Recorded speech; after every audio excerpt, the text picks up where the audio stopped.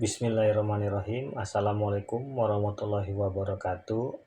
Perkenalkan, saya Adi Chandra dengan nomor NIM 334250111, mahasiswa Pascasarjana Program Studi Teknik dan Manajemen Industri Institut Teknologi Bandung.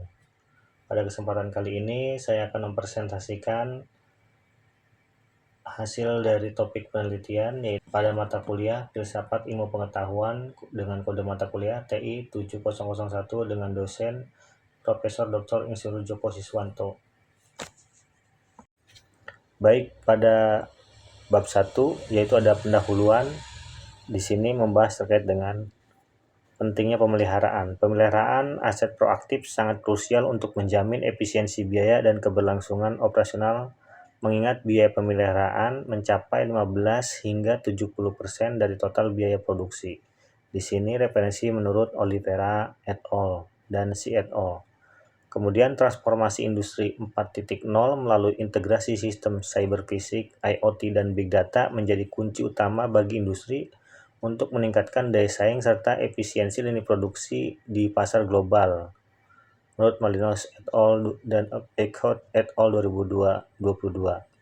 Kemudian penerapan predictive maintenance melalui estimasi remaining useful lifetime atau disebut dengan rule sangat mendesak, terutama karena kegagalan bantalan gelinding menyumbang 40 hingga 50% dari total kerusakan motor. Nah, di sini kenapa saya membahas topik penelitian terkait dengan predictive maintenance dengan rule itu sendiri, karena pentingnya aset dari bearing atau disebut dengan bantalan yang merupakan komponen penting dari setiap aset yang berkaitan dengan motor ataupun mesin. Nah, setiap mesin selalu memiliki bearing atau bantalan yang menjadi penopang utama untuk mesin beroperasi dan berotasi.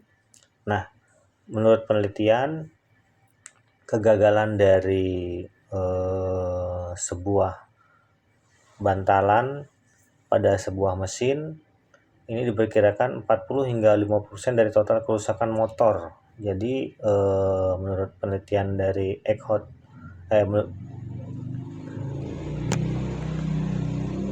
untuk penelitian dari Seradila et al. Dan Nendi et al. Serta Jianpei, 40-50% total kerusakan motor disebabkan oleh bantalan itu sendiri. Nah, kemudian berikutnya ada pemantauan deep learning mampu mendeteksi kerusakan mesin dengan akurasi tinggi. Namun efektivitas di industri sangat tergantung pada pengelolaan data yang noise serta sinergi antara teknologi dan kemampuan manusia.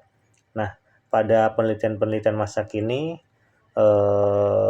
sudah merambah ke arah machine learning dan deep learning terkait dengan memprediksi dari kerusakan pada bantalan ataupun bearing itu sendiri.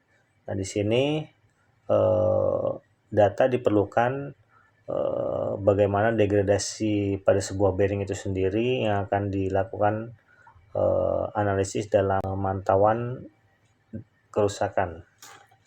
Nah, kemudian terdapat beberapa ontologi dan model konseptual yang berkaitan dengan pemantauan kondisi ataupun condition monitoring. Upaya-upaya ini terutama berfokus pada penyedia representasi formal dan konsep-konsep seperti kegagalan atau fault, kerusakan failure, alarm, dan pengukuran dalam dominan spesifik yang berbeda.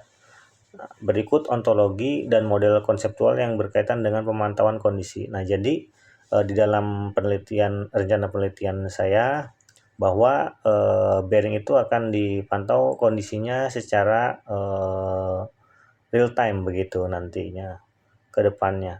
Nah, ontologi dari pemantauan itu sendiri di sini menurut Rich dan Alfonso 2019 ada sekitar 5 ontologi. Yang pertama, ontologi penilaian kondisi peralatan gardu induk ataupun power substation apparatus.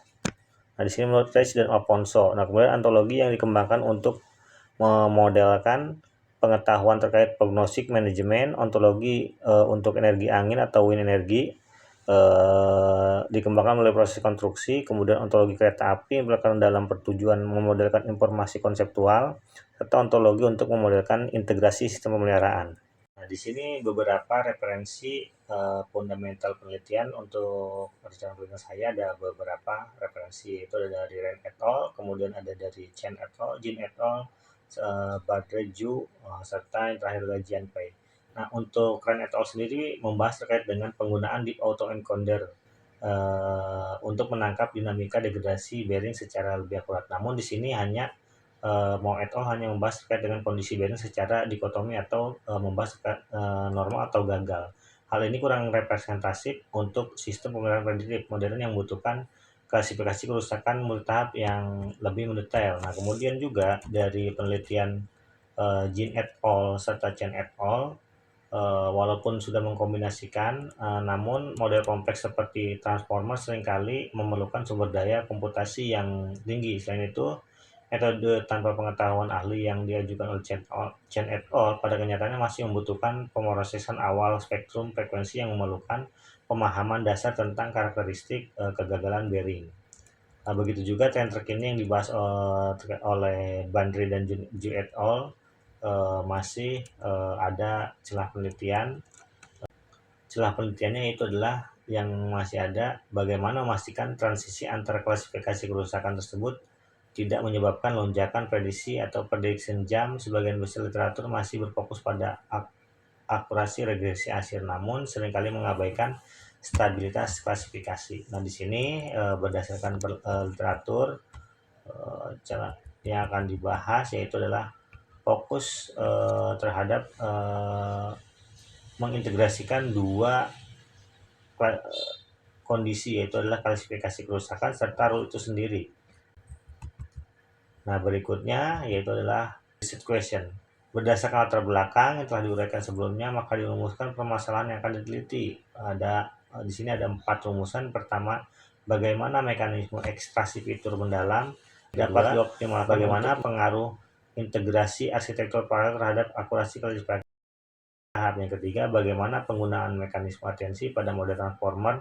Kemudian, apa dampak dari klasifikasi kerusakan sisa masa pakai. Nah, itu adalah 4 reset question. Kemudian tujuan dari penelitian ini juga ada 4, yaitu pertama, mengoptimalkan mekanisme ekstraksi fitur mendalam, kemudian untuk menganalisis pengaruh integrasi arsitektur paralel, kemudian yang ketiga mengembangkan model, dan terakhir menilai efektivitas model multitugas. Nah, di sini pada metode penelitian ada 4 tahapan. Yang pertama, persiapan dataset atau pengambilan data, kemudian perancangan arsitektur paralel, yang ketiga adalah optimasi mekanisme atensi transformer, yang terakhir evaluasi komparatif dampak implementasi dari penggunaan TCNBG serta transformer itu sendiri.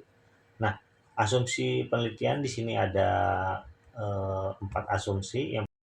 Nah, berikutnya di sini ada batasan penelitian juga ada 4. Penelitian hanya mengkaji bearing elemen gliding pada satu jenis mesin atau rig uji sebagai objek penelitian. Kemudian kondisi sistem pemantauan dianggap sebagai black box system, di mana kondisi operasi yang dibatasi pada perubahan kecepatan dan beban kerja yang dapat direplikasi pada rig eksperimen. Model yang terakhir adalah model yang dikembangkan difokuskan pada klasifikasi kerusakan bearing dan prediksi sisa masa pakai.